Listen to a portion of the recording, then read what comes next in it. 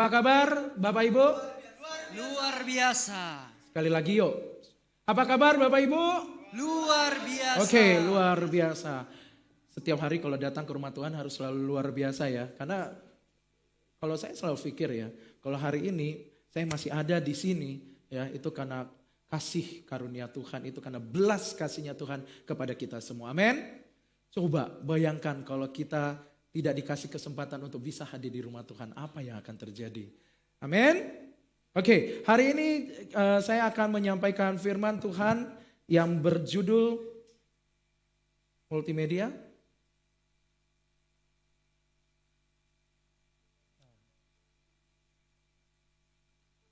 Wow.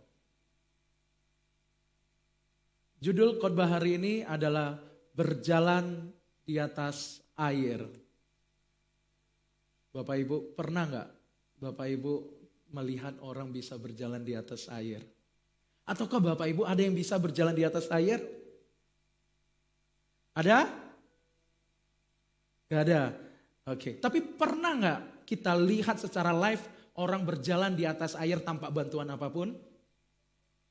Sampai seumur hidup saya tidak pernah secara kasat mata saya bisa melihat orang berjalan di atas air.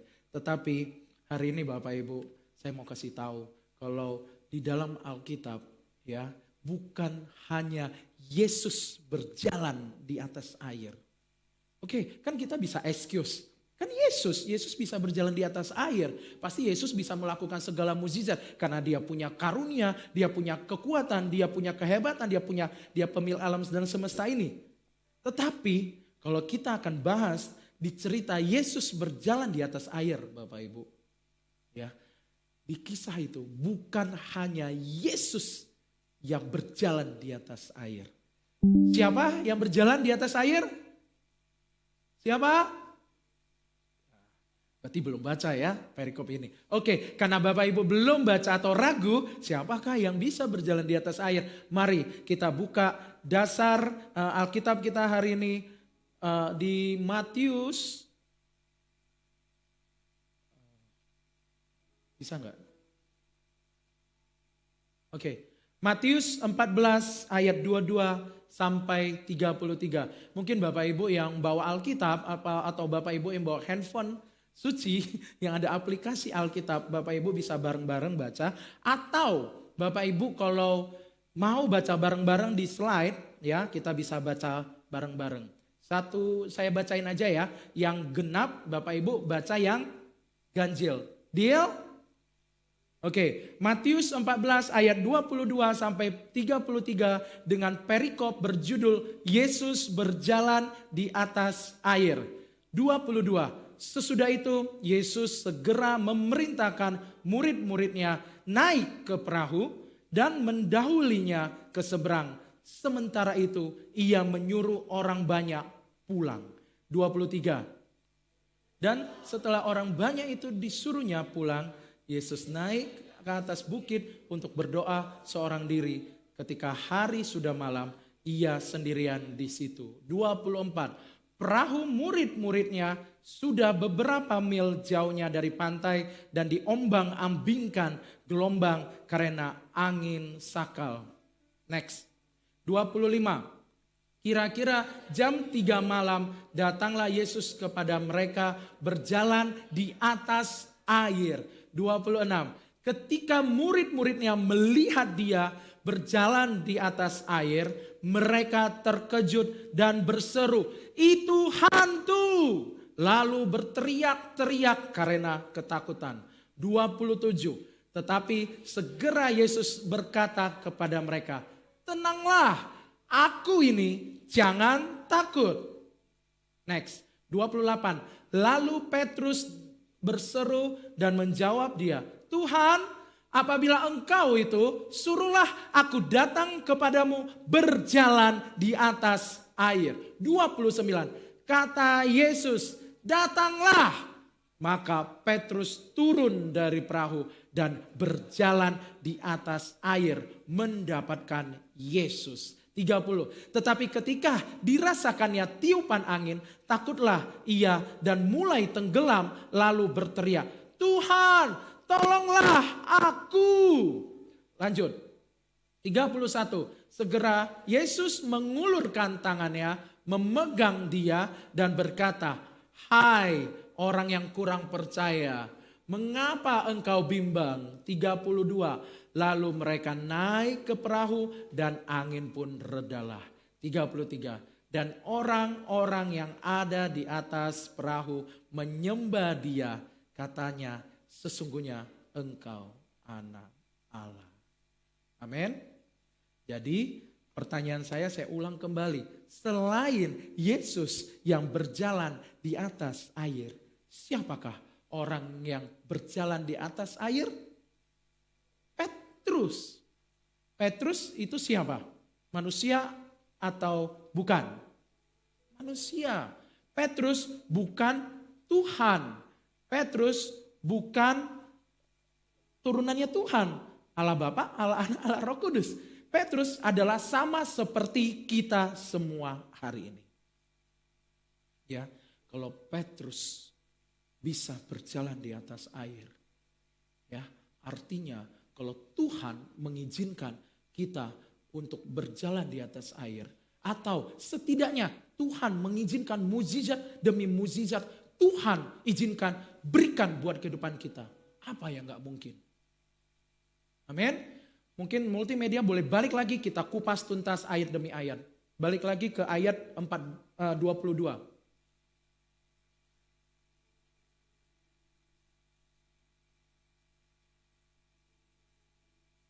Multimedia. Oke. Kita kupas ya sebelum saya meresum itu semua. Saya mulai. Sesudah itu Yesus segera memerintahkan murid-muridnya naik ke perahu dan mendahulunya ke seberang. Sementara itu ia menyuruh orang banyak pulang. Apa yang tercermin dari ayat ini? Ya, kita adalah anak-anak Tuhan, anak-anak yang terkasih. Sering Tuhan sudah berikan perintah buat hidup kita. Tetapi kadang kita ini bebal, ya, kita ini bandel, kita ini tidak turut akan firman Tuhan. Kalau Yesus suruh kita, kalau Yesus memerintah kita melakukan apa yang Tuhan kehendaki, kita jangan bandel. Ya, yang namanya perintah itu adalah kewajiban, itu adalah keharusan. Bapak Ibu, saudara yang terkasih.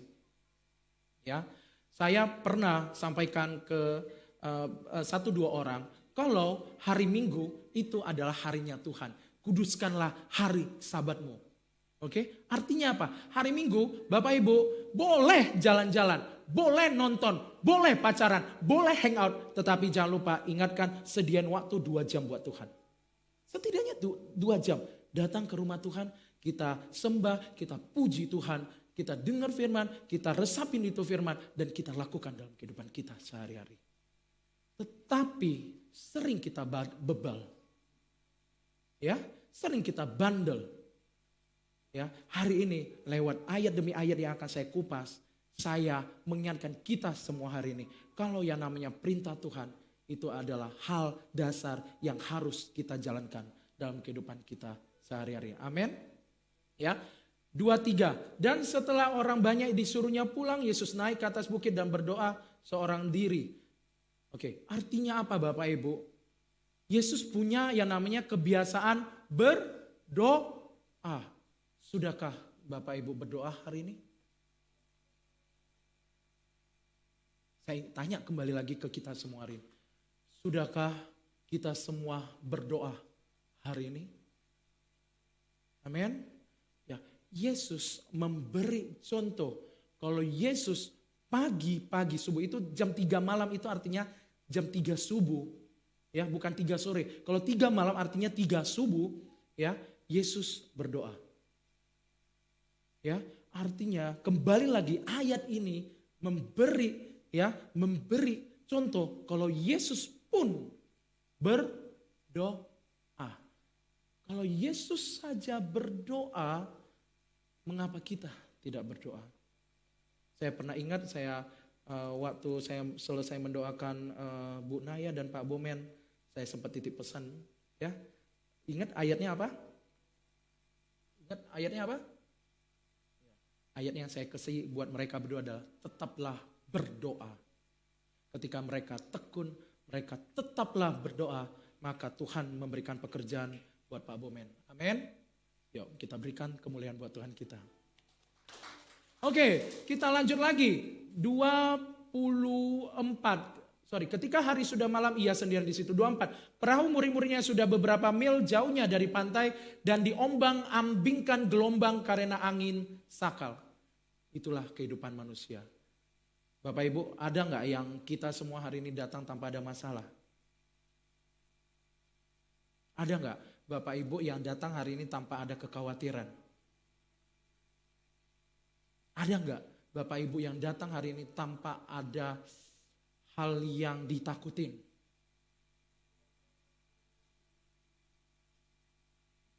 Ya, sama. Ketika murid Yesus disuruh Yesus naik ke kapal, kamu jalan dulu ya. Apa yang terjadi? Kapalnya murid-murid Yesus diombang-ambingkan oleh gelombang karena angin sakal. Ya, bukankah kehidupan kita pasti akan ada selalu masalah, pasti akan selalu ada kekhawatiran dalam hidup kita, pasti ada hal-hal yang kita takutin dalam hidup kita. Ya, next kita bahas lagi. Nah, ketika murid-murid Yesus mengalami masalah, Yesus datang kepada mereka. Ya, di sini 25. Kira-kira jam 3 malam datanglah Yesus kepada mereka berjalan di atas air. Ya, Yesus, ya Tuhan sering menegur kita. Tuhan sering ingetin kita, Mike, jangan lupa berdoa. Mike, jangan lupa ya lakukan apa yang saya perintahkan. Ya, sama seperti Tuhan letakin perintah buat saya harus nambah sesi 3 dan sesi 4. Itu adalah pekerjaan yang gak make sense buat kami. Karena kami baru menjalankan gereja ini baru bulan 3 tanggal 12. Artinya baru bulan ke-7 kita menjalani jalan gereja ini dan ibadahnya baru 7 bulan. Dan 7 bulan pun kami sudah melakukan 2 ibadah. 2 sesi ibadah jam 10 dan jam 2 siang. Tetapi Tuhan bilang, Mike, saya mau kamu buka sesi berikutnya. Ya, susah gak? Susah. Gak mungkin kita mengandalkan orang sesi 1 dan 2 karena mereka sudah terlalu lelah. Ya, jam 10, jam 8.30 mereka sudah hadir di sini untuk latihan. Ya, nanti lagi di sesi 2, mulai jam 2 mereka harus latihan jam 12.30. Gak mungkin mereka bisa melakukan lagi, melanjutkan pelayanan lagi di sesi 3, apalagi di sesi keempat. Jam 5 sore dan jam 7 malam. Ya, mau gak mau, ya, saya bilang Tuhan saya gak tahu, saya harus nyari kemana. Ya, sesimpel saya serahkan semua hal ke Tuhan. Apa yang terjadi? Hanya dalam 1 malam mukjizat itu nyata. Tuhan berhasil bikin saya mengumpulkan semua pelayan untuk sesi 3 dan sesi 4 dalam 1 malam. Saya bikin grup. Benar?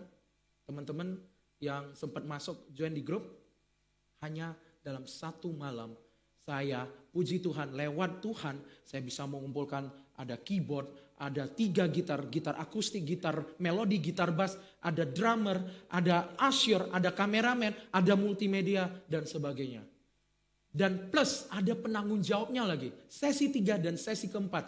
Penanggung jawab 3 dan 4 beda dengan penanggung jawab 1 dan 2. Kalau bukan Tuhan, ya, kalau bukan Tuhan, kalau bukan kehendak Tuhan, ya kami semua nggak mampu melakukannya. Ya, sama ketika murid Yesus terombang-ambing itu sama dengan kehidupan kita hari ini. Kekhawatirannya kita, ya, takutnya kita, permasalahan yang kita hadapin hari demi hari, ya, pergumulan kita detik demi detik kehidupan kita semua hari ini. Ya, percayalah, kita serahkan kepada Tuhan.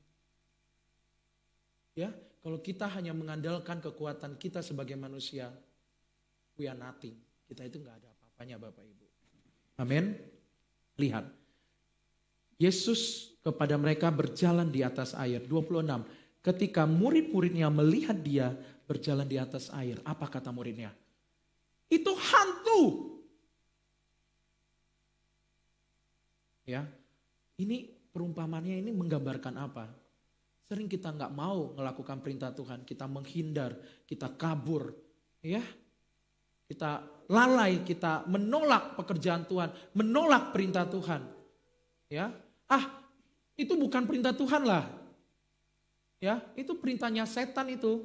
Emang mana perintah Tuhan kayak gitu? Bukankah kita sering seperti itu, Bapak Ibu?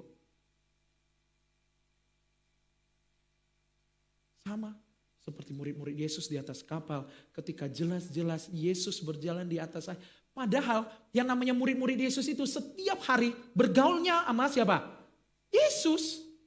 Bagaimana mungkin bergaulnya dengan Yesus, dia melihat Yesus adalah hantu.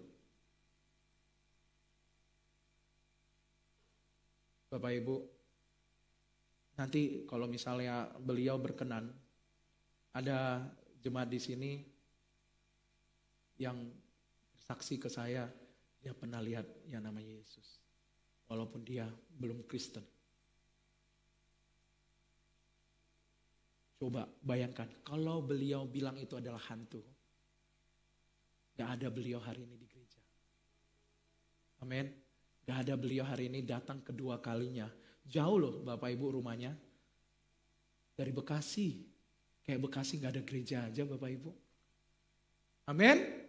Ya sama murid-murid Yesus melihat Yesus itu hantu. Lalu berteriaklah dan karena ketakutan. Tolong, aduh setan. Makanya saya selalu bilang ke orang yang bilang, wah Mike di situ ada hantu, di situ ada setan. Panggil itu setan, panggil itu hantu, suruh hadap saya. Ya, kenapa kita harus takut sama setan? Kenapa hari ini kita harus takut sama hantu? Level kita di atasnya mereka kok. Mereka itu bukan siapa-siapa. Mereka itu adalah malaikat buangannya Tuhan Yesus. Tuhan kita, dibuang itu malaikat. Ya, karena bandel, karena pengen menguasai yang namanya surga, dibuang sepertiga malaikatnya Tuhan, ya, dibuang penghukumannya ada di bumi. Oke, kalau kayak gitu, ngapain kita takut sama setan? Ya, tapi Yesus berkata kepada mereka, tenanglah, aku ini jangan takut. Ya, sering kita sudah jatuh dalam dosa, sering kita sudah jauh sama Tuhan, sering kita sudah meninggalkan yang namanya Tuhan. Kita melakukan dosa demi dosa, dosa demi dosa, dosa demi dosa yang tidak berkesudahan. Tetapi Yesus masih hendak menyelamatkan hidup kita. Sama, siapalah saya Bapak Ibu? Ya, kalau Bapak Ibu tahu cerita saya baru jadi pendeta itu tahun ini. Ya, di usia saya yang sekarang saya baru jadi pendeta. Ya, kemana saja saya selama ini. Ya, saya baru dibaptis itu di usia 33 tahun, persis seperti Yesus mati di atas kayu salib di usia 33 tahun. Mengapa saya baru setua itu baru dibaptis? Saya ini Kristen dari TK. Keluarga saya bukan keluarga Kristen Bapak Ibu. Sehingga saya tidak ada budaya atau tidak terbiasa untuk datang ke gereja. Ya kan? Saya belajar agama Kristen dari TK, SD, SMP, SMA. Bahkan nilai pendidikan agama Kristen saya 10 di raport akhir tahunan saya. Tapi saya tetap tidak dibaptis, belum dibaptis. Kenapa? Karena memang budaya keluarga saya bukan budaya Kristen. Budaya keluarga saya bukan keluarga Kristen. Jadi karena keluarga saya bukan orang Kristen, jadi anak-anaknya juga tidak berbudaya dengan ala Kristen Bapak Ibu. Tapi saya berkali-kali, bertahun-tahun disuruh keluarga saya untuk pindah agama. Bertahun-tahun itu pula saya bilang, saya sudah nyaman belajar agama Kristen. Mami, kalau mami minta saya pindah ke agama Buddha, kalau nilai agama Buddha saya merah, mami jangan mukul saya ya. Itulah cara saya menegosiasikan agama itu dengan mami saya waktu itu. Sama bukan dengan mami saya, dengan Ape itu abang papa. Ya kan? Bertahun-tahun tante saya juga, Mike kapan pindah agama Buddha? Mike kapan pindah agama Buddha? Ya nggak apa-apa, kalau saya pindah agama Buddha saya jelek, ya kalian tanggung jawab loh. Sesimpel itu seorang anak kecil, di zaman saya kecil, saya cuma menjawab seperti itu Bapak Ibu. Ya kan? Akhirnya saya berjalan waktu kuliah sampai kerja, saya ngelihat banyak orang yang berdosa di gereja Bapak Ibu. Saya datang ke gereja beberapa kali. Tapi saya lihat teman saya aja ke gereja aja masih berdosa kok. Bahkan teman kosan saya aja narkoba kok. Orang Kristen narkoba Pak. Terus saya berpikir simpel. Ngapain saya ke gereja? Kalau toh juga kehidupannya mereka tetap aja seperti itu. Tidak berubah. Buat apa saya ke gereja? Better saya nonton di rumah tiduran hari Minggu ya Bapak Ibu. Kalau untuk zaman dulu hari Minggu jam 8 pagi selalu ada yang namanya Yes, Doraemon. Aku ingin begini, aku ingin begitu. Ingin itu banyak sekali.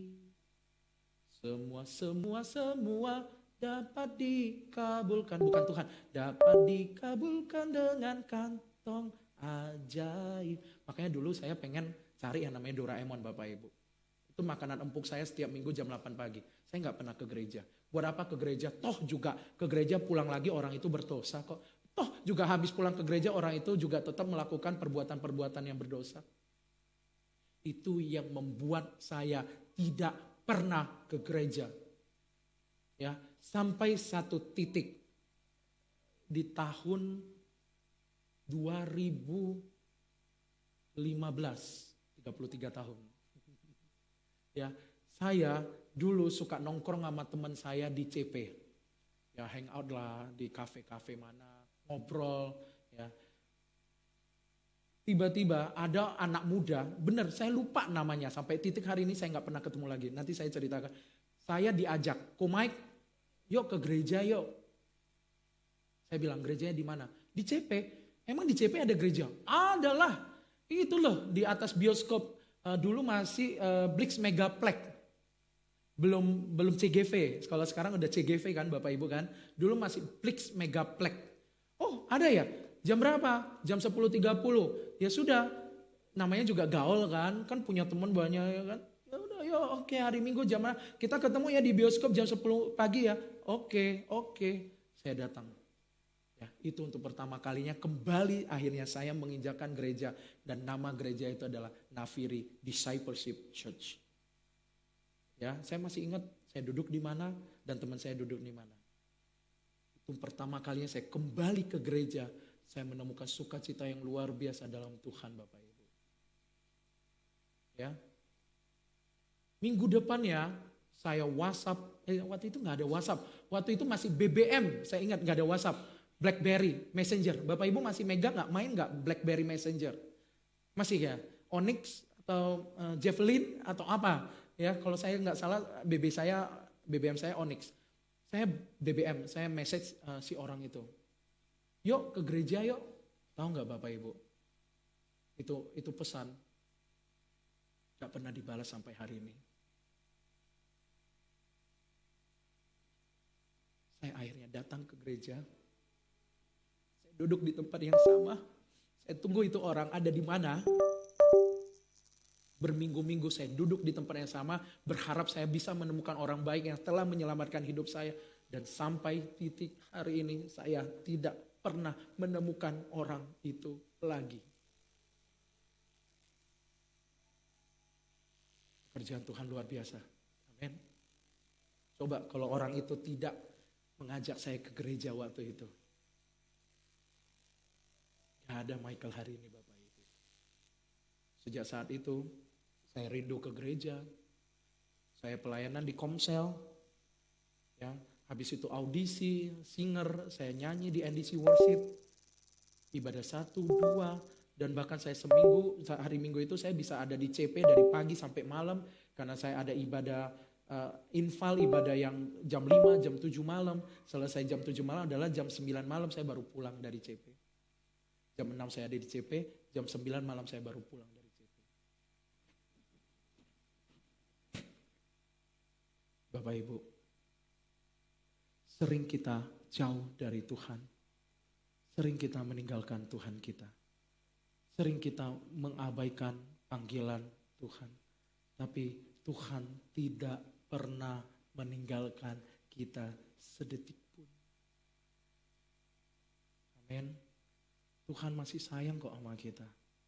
Ya, begitu besarnya kasih Allah kepada dunia ini. Dia berikan anaknya yang tunggal mati di atas kayu salib untuk menyelamatkan hidup kita semua. Dengan kematian Yesus di atas kayu salib, dosa-dosa kita telah diampuni. Amin. Ayo, berkali-kali kalau Tuhan ingetin kita lagi hari ini Bapak Ibu. Janganlah kita menjauh dari Tuhan kita. Ayo, lakukan aja perintah Tuhan. Sama seperti saya buka sesi 3-4, saya ngomong ke penanggung jawab. Saya bilang, kita harus bersiap tidak ada jemaat loh yang hadir. Tetapi jemaat yang hadir adalah semua pelayan. Total pelayan yang di sesi 3 dan 4 itu ada belasan. Ya udah, itulah jemaat kita di sesi 3 dan 4. Benar, Fit?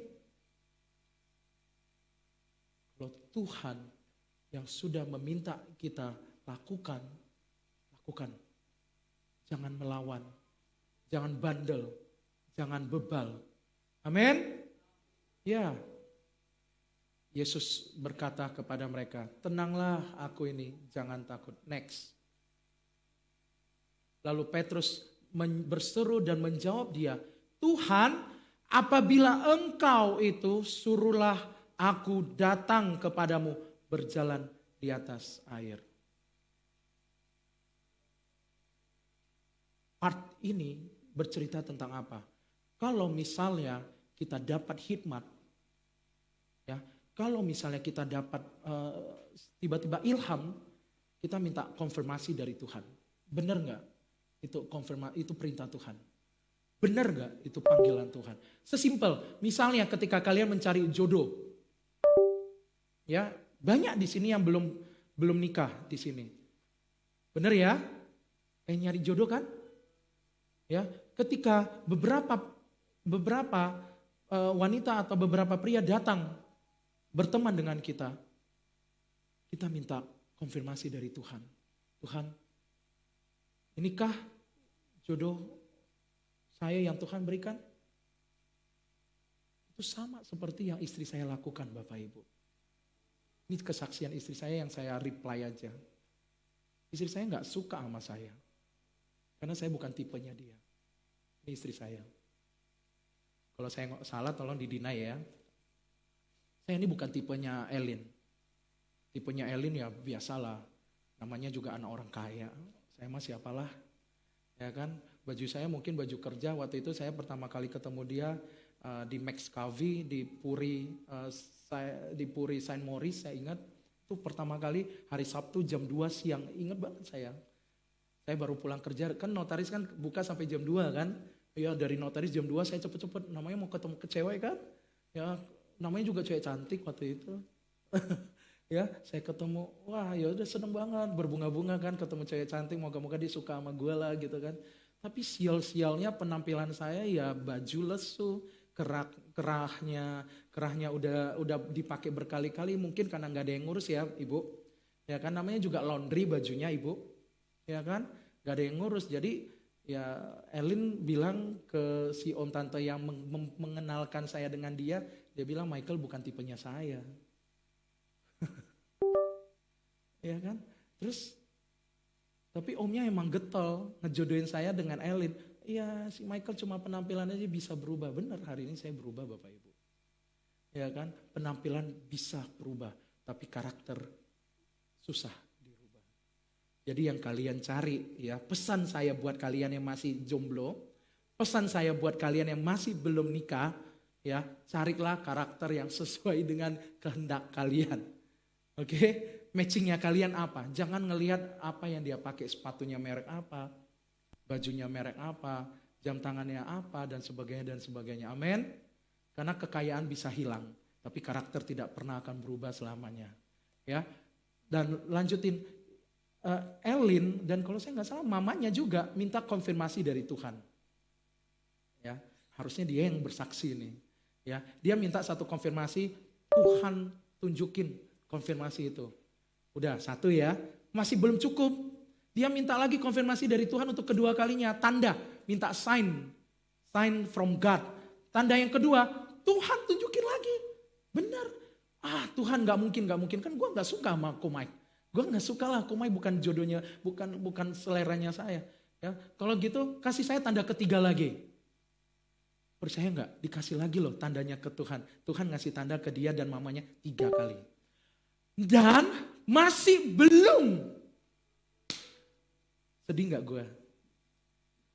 3 tanda Tuhan sudah tunjukin kalau yang namanya Michael adalah jodohnya Elin.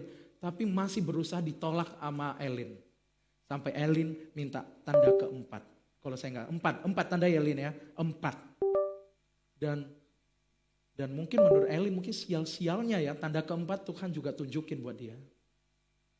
Akhirnya dia give up, menyerah tanpa syarat dan akhirnya nikahlah kita. Terjadilah pernikahan kan, stres dia. Ngelihat karakter saya yang kayak gini, gak sesuai selera dia. Tapi terakhir saya masih bertanya.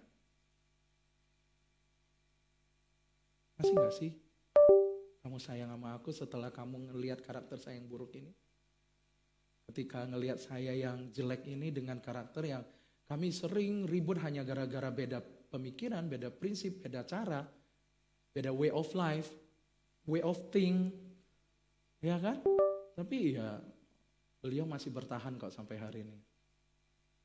Amin. Berikan kemuliaan buat Tuhan kita. Artinya apa?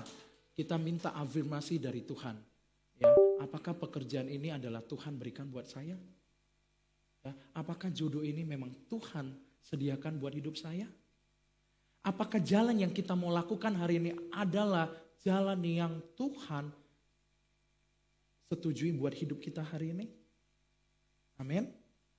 Tuhan bilang, kamu datang. Ayo, datanglah. Dan Petrus turun dari perahu dan berjalan di atas air mendapatkan Yesus. Wow. Artinya apa? Ini cerita sesuatu hal yang mustahil, sesuatu hal yang gak make sense, sesuatu hal yang gak ada logikanya, sesuatu hal yang kita tidak pernah tahu apa yang kita akan dapatin, apa yang kita akan peroleh, mukjizat demi mukjizat apa yang akan kita terima. Yang penting kita percaya. Amin. Iman, walk by faith, berjalan bersama iman. Iman adalah dasar dari apa yang kita harapkan dan bukti dari apa yang kita tidak lihat. Sama seperti Petrus. Kalau Petrus menggunakan kacamata manusia, ya, kalau Petrus menggunakan kacamata manusia, Petrus tidak mungkin bisa berjalan di atas air. Tetapi Yesus bilang, datanglah. Petrus berjalan di atas air.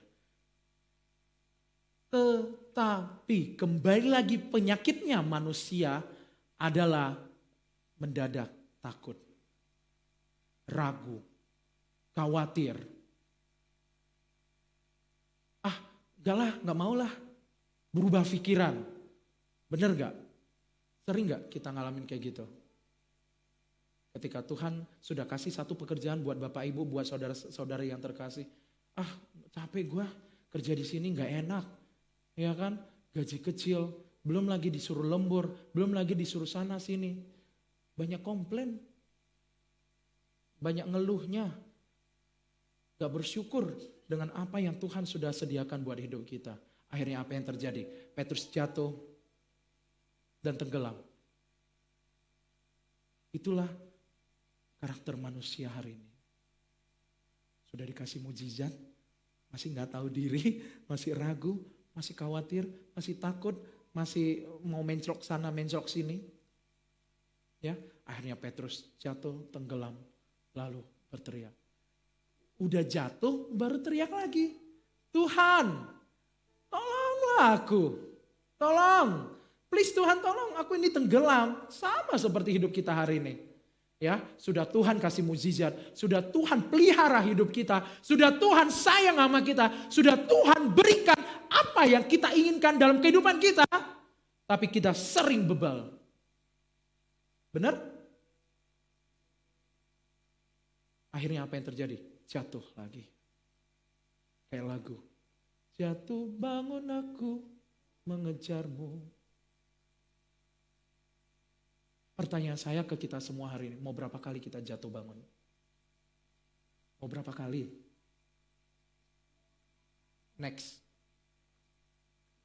Mau sampai kapan kita jatuh dan bangun kembali?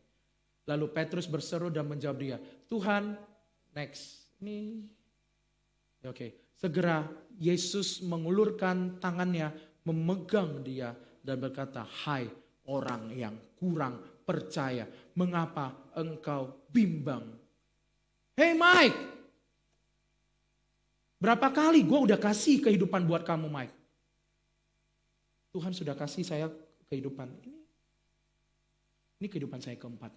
3 kali, kalau Bapak Ibu tahu cerita saya hampir mati 3 kali. 3 kali pun Tuhan masih memberi saya kesempatan untuk hidup. Kalau hari ini Bapak Ibu, saya tidak manfaatin baik-baik. Kalau saya tidak menjaga kehidupan ini baik-baik yang Tuhan sudah berikan dalam hidup saya, sia-sianya hidup aku. Sia-sianya Tuhan baik nama saya. Sama seperti kita semua hari ini. Hai orang yang kurang percaya. Mengapa engkau bimbang? Mengapa kita hari ini harus bimbang sama Tuhan? Mengapa kita masih ragu sama Tuhan? Mengapa kita nggak mau jalanin perintah-perintahnya Tuhan? Mengapa? Wahai orang-orang yang kurang percaya. Sampai akhirnya Yesus ngangkat Petrus kembali naik ke kapal. Baru disitulah Petrus dan orang-orang yang ada di kapal itu bilang, sesungguhnya engkau anak Allah. Bapak Ibu, apa yang kita petik dari perikop Yesus berjalan di atas air? Next slide. Poin pertama adalah janji Tuhan ya dan amin. Kita buka 2 Korintus 1 ayat 20. Kita baca bareng-bareng yuk. 1, 2, 3. Sebab Kristus adalah ya bagi semua janji Allah. Itulah sebabnya oleh Dia kita menyatakan amin untuk memuliakan Allah. Ingat Bapak Ibu, kita catat di otak kita hari ini. Janji Tuhan ya dan amin. Next. 2, kembali lagi kita diingatkan kalau berdoa adalah keharusan. Ya, doa itu adalah bentuk komunikasi kita dengan Tuhan kita. Sama seperti ketika saya ngajak ngobrol anak saya, itu artinya saya menjaga hubungan saya. Kalau saya ini papanya, kalau dia anaknya, yuk kita ngobrol. Saya setiap malam ya, sebelum dia tidur, saya pasti suka ngajak ngobrol anak saya. Dan bahkan sebelum tidur, saya berusaha untuk mengajarkan doa Bapa kami. Puji Tuhan, anak saya yang belum berusia genap 4 tahun hari ini, dia bisa mengucapkan doa Bapa kami. Doa Bapa kami yang di surga, dikuduskanlah namamu, datanglah kerajaanmu, jadilah kehendakmu di bumi seperti di surga. Anak usia 3 tahun sudah bisa doa Bapa kami, Bapak Ibu. Bangga enggak kita sebagai orang tua?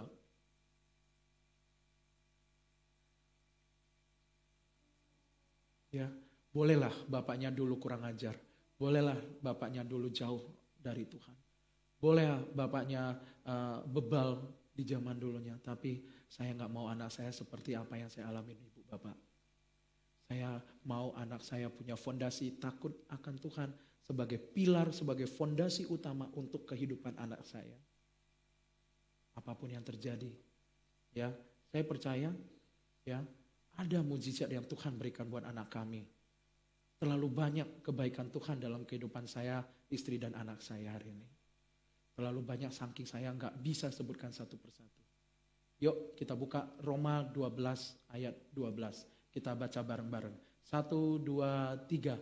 Bersukacitalah dalam pengharapan, sabarlah dalam kesesakan, dan bertekunlah dalam doa. Ya, kalau ibu bapak hari ini berharap sesuatu, ayo bersukacitalah. Ya, ada lagunya, sukacita dalam Tuhan melimpah, melimpah. Ya kan? Terus bersabarlah dalam kesesakan. Kalau hari ini bapak ibu lagi stres, lagi punya permasalahan keuangan, bapak ibu punya permasalahan masih belum menemukan jodoh, pekerjaan dan sebagainya, bersabarlah. Ya, kalau waktunya Tuhan pasti akan indah pada waktunya Tuhan. Amin. Dan selalu itu bertekunlah dalam doa. Poin berikutnya. 4. Bagi Tuhan tidak ada yang mustahil. Mungkin menurut kita hari ini berjalan di atas air adalah hal yang mustahil kita bisa lakukan. Amin. Tetapi bagi Tuhan tidak ada yang mungkin. Tidak ada yang tidak mungkin. Semuanya yang mustahil Tuhan bisa berikan buat hidup kita. Amin. Siapa yang bilang hari ini kalau kita miskin kita nggak bisa jadi kaya? Siapa yang bilang kalau hari ini kita pengangguran Tuhan tidak bisa sediain pekerjaan buat hidup kita? Siapa yang bilang kalau hari ini kita sakit dan divonis oleh dokter akan pasti sakit dan sakitnya tidak akan pernah sembuh? Siapa yang nyangka seorang Michael hari ini ada di depan mata kalian Bapak Ibu? Saya sudah divonis kok. Pilihannya cuma 2. Pilihannya cuma 2 dari dokter. Mati atau seumur hidup ngalamin penyakit tersebut. Siapa yang nyangka hari ini saya masih bisa ada di atas mimbar untuk menyampaikan firman Tuhan, kebaikan Tuhan hari ini. Amin. Bagi Tuhan tidak ada yang mustahil. Ya nanti saya nggak tahu, tadi saya sempat ngobrol, beliau mau menyampaikan nggak kesaksian. Ya semoga nanti selesai ada seksi kesaksian beliau mau menyampaikan sedikit kesaksian. Bagi dokter itu sudah divonis. Tetapi kalau Tuhan yang berkata lain, berkehendak lain, tidak ada yang mustahil. Sama. Saya kaget loh Bu Naya. Satu malam saya cuma nanya, simple Bu Naya. Saya cuma nanya, apa kabar Bu? Benar? Saya nggak menyangka Ibu Naya bisa memberikan kesaksian yang luar biasa. Yang sempat saya sampaikan ketika Ibu bersaksi di atas mimbar, ingat ya Bu ya? Ibu tidak perlu mencari anak-anak ibu, tetapi anak-anak ibu yang akan mencari ibu. Benar? Apa yang terjadi? Anak-anak ibu akhirnya mencari ibunya sendiri. Ya, kalau Bu Naya mengandalkan kekuatannya, selesai. Pintu ditutup, benar? Semua pintu-pintu keluarga, semuanya ditutup. Bu Naya hanya bisa apa? Gak bisa apa-apa. Tetapi kalau bagi Tuhan, kalau dia minta sama Tuhan dan Tuhan berikan, gak ada yang bisa nutupin. Kenyataan Bu Naya bisa bertemu dengan anaknya, bukan Bu Naya yang mencarinya lagi, tetapi anaknya datang ke tempat Bu Naya. Benar? Kita berikan tepuk tangan kita luar biasa buat Tuhan kita. Next, Lukas 1 ayat 37. Sebab bagi Allah tidak ada yang mustahil. Percaya Bapak Ibu, apapun yang kita mintalah kepada Tuhan. Percayalah, bagi kita itu mustahil, bagi Tuhan itu tidak mustahil. Amin. Yang tak mungkin bagiku, semua mungkin bagimu. Itulah itu yang kau sediakan bagiku. Amin. Next. Janganlah khawatir. Bapak Ibu, hidup itu ada perintah di Alkitab, di Filipi 4 ayat 6. Janganlah hendaknya kamu khawatir. Buka. Next. Kita baca bareng-bareng. Janganlah, 1, 2, 3. Janganlah hendaknya kamu khawatir tentang apapun juga. Tetapi nyatakanlah dalam segala hal keinginanmu kepada Allah dalam doa dan permohonan dengan ucapan syukur. Janganlah hendaknya kamu khawatir, itu adalah perintah. Itu bukan pilihan. Ayat ini jelas memerintahkan kita, memerintahkan hidup kita hari ini. Janganlah hendaknya kamu khawatir tentang apapun juga. Khawatir tidak menyelesaikan permasalahan hidup kita. Khawatir tidak memberikan ketenangan buat hidup kita. Ya, tetapi kita nyatakanlah segala hal keinginanmu kepada Allah dalam doa dan permohonan dengan ucapan syukur. 35 tahun perjalanan hidup saya punya pacar banyak Bapak Ibu. Tapi saya sempat hampir married di usia 27 tahun, tetapi kita putus. 1-2 hal gak perlu saya ceritakan. Masa lalu biarlah jadi masa lalu. Berjalan 27 sampai 35 tahun saya give up. Saya sempat satu mobil, saya ngomong sama mami saya bilang, Mi, pilihannya cuma 2. Kawin dengan sembarangan orang yang suka sama saya tapi saya gak suka sama dia, atau seumur hidup saya gak kawin. Itu usia 34 saya ingat. Itu perjalanan pulang, ada mami saya, kita berdua deep talk. Ya kan, saya ngobrol sama mami dari heart to heart. Mi, di gereja ada loh 2 cewek yang suka sama saya. Wah, setiap hari mepetin saya. Tapi Mi, saya gak suka sama itu cewek. Mau gimana Mi? Apa saya cincai aja ya, nikahin itu cewek ya? Supaya bisa nikah, punya anak dan sebagainya. Atau seumur hidup gak usah kawin lah. Enak gak usah kawin. Ya kan? Tapi saya tetap minta kok sama Tuhan. Nyatakanlah segala hal keinginanmu kepada Allah. Ya kan? Saya minta sama Tuhan. Tuhan, saya mau nyari istri. Kriteria 3. Makanya kalau Bapak Ibu mau minta apapun yang Bapak minta sama Tuhan harus jelas. Ya, saya minta cuma 3 kriteria istri saya. Waktu itu jauh saya belum ketemu Elin. 3 kriteria yang saya minta kepada Tuhan. 1, harus pintar. Karena di pemikiran saya anak pintar itu datangnya dari maknya. Ya, karena 24 jam maknya lebih banyak bergaul dengan anaknya daripada bapaknya. Bapaknya kan harus nyari duit di luar. Ya, kayak saya ketemu anak saya paling malam, pulang kerja malam, bisa ngobrol, habis itu bobo. Ya kan? Hari Minggu saya harus ke gereja, khotbah, ya, gak keburu lagi kan? Artinya anak saya pasti akan selalu bersama mamanya itu dalam waktu yang sangat banyak. Jadi pemikiran saya adalah mamanya harus pintar supaya saya punya anak yang pintar. 1, nyari istri harus pintar. Ya, toh saya S2, masa istri saya SMA. Tanpa mengurangi rasa hormat saya kepada siapapun, ya itu pilihan, ya kan? Saya S2, masa cewek yang ngejar saya anak SMA sih? Lulusan SMA doang ya enggak lah, enggak matching, nanti saya ngomong A, dia ngomong B gitu kan. Itu yang pertama ya. Yang kedua apa kriteria yang kedua? Harus cantik.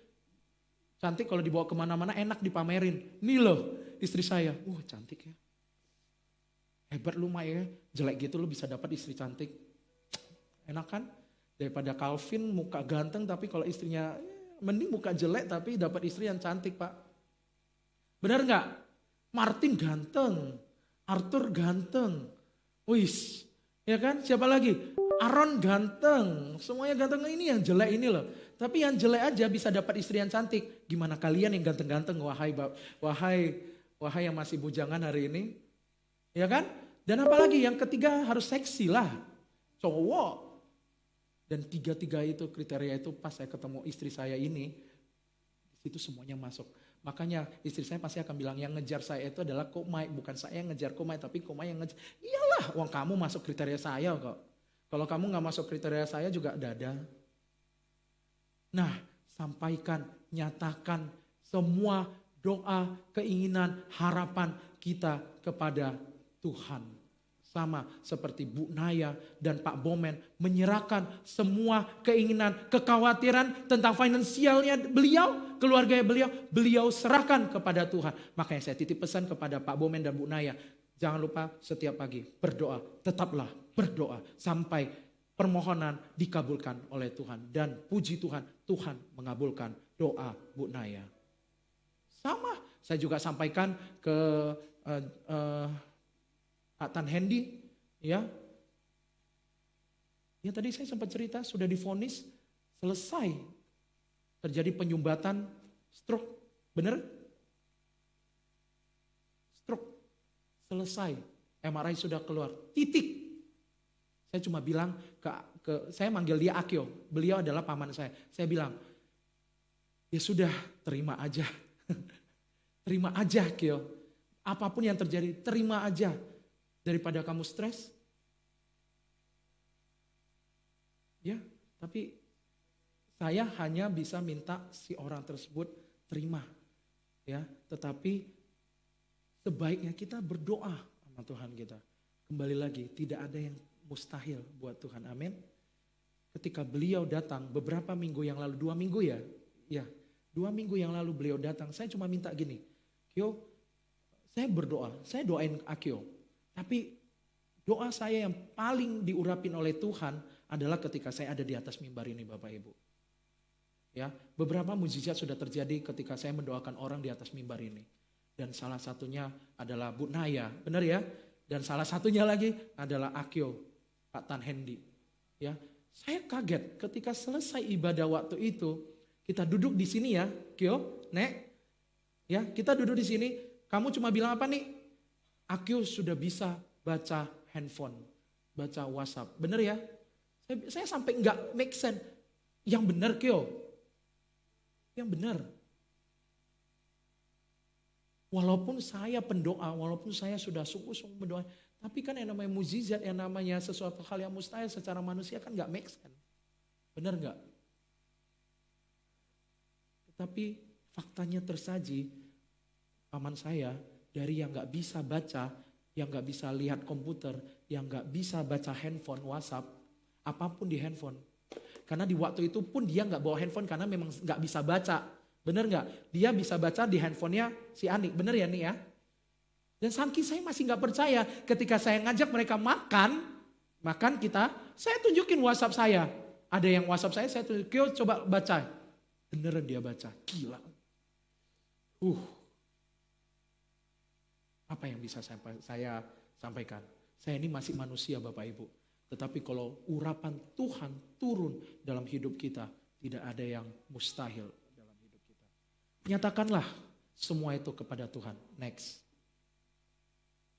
Terakhir, sebelum saya menutup ibadah khotbah hari ini, janganlah takut. Tuhan pasti menolong kita. Ya, don't afraid. God will help us. Come on. Apa yang hari ini menjadi kekhawatiran hidup kita? Jangankan kalian, saya aja yang di depan mimbar bisa bikin slide ini, saya pun punya beberapa kekhawatiran Bapak Ibu. Ya, kita semua punya kok. Kekhawatiran, takut akan esok hari, takut bagaimana kenyataan hidup kita. Ya, takut apa yang akan kita dapatkan di esok harinya. Ya. Karena kita nggak bisa ngerti otaknya Tuhan. Ya. Ada satu sisi kadang kok Tuhan nge-create kita seperti ini ya. Pernah nggak kita semuanya, pernah terlintas nggak? Kenapa Tuhan nggak bikin kita hidup bahagia aja sih? Benar nggak? Kenapa Tuhan nggak bisa berikan apa yang kita mau? Ya, kenapa ada aja ketakutan? Takut menghadapi kehidupan, takut menghadapi keuangan kita yang besok kita makan apa, takut kita besok kerja apa, takut besok kita dapat jodohnya seperti apa, dapat pekerjaan kita seperti apa. Di Yesaya 41 ayat 10. Next. Janganlah takut, sebab aku menyertai engkau. Janganlah bimbang, sebab aku ini Allahmu. Aku akan meneguhkan, bahkan akan menolong engkau. Aku akan memegang engkau dengan tangan kananku yang membawa kemenangan. Amin. Mau kita baca bareng-bareng? Kita ikrarkan hal ini dalam hidup kita hari ini. Kita bawa pulang ikrar ini. Ya, kita aminkan apa yang kita omongin hari ini. Kita bawa pulang dan kita lakukan dalam kehidupan kita. Ya, saya tunggu kabar baik dari Bapak, Ibu, saudara-saudari yang terkasih untuk mendapatkan mukjizat itu dan sampaikanlah di depan mimbar. Karena saya percaya mukjizat itu nyata. Kalau mukjizat bisa Tuhan nyatakan dalam hidup saya, kalau mukjizat bisa Tuhan nyatakan dalam kehidupan Bu Naya dan Pak Bomen, kalau mukjizat Tuhan bisa nyatakan di dalam hidupnya Pak Tan Hendy, saya percaya mukjizat itu nyata dalam kehidupan kita semuanya. Amen. Yuk kita baca bareng-bareng. Yesaya 41 ayat 10. 1, 2, 3. Janganlah takut, sebab aku menyertai engkau. Janganlah bimbang, sebab aku ini Allahmu. Aku akan meneguhkan, bahkan akan menolong engkau. Aku akan memegang engkau dengan tangan kananku yang membawa kemenangan. Next. Bapak Ibu, seperti biasa ini kesimpulan dari berjalan di atas air. Kalau Bapak Ibu pengen foto, boleh kita foto, kita tinggalkan ini, kita baca suatu hari, besok lusa, kalau kita lupa lagi, ya kita buka slide ini, berjalan di atas air, bahwa janji Tuhan ya dan amin, berdoa adalah keharusan, bagi Tuhan tidak ada yang mustahil, janganlah khawatir, janganlah takut, Tuhan pasti menolong kita. Amin. Saya foto ya, sis. Saya akan posting di WhatsApp status, Bapak Ibu nanti akan lihat. Kenapa? Konon WhatsApp status saya dilihat lebih dari 300 views. Dengan 300 view, kalau seorang bisa baca dan iman orang bisa dikuatkan dengan apa yang kita posting. Kenapa kita nggak posting Bapak Ibu? Toh juga nggak rugi, toh juga nggak bayar, toh juga nggak merugikan siapapun. Amin. Ya. Yuk. Ada satu lagu ya Bapak Ibu.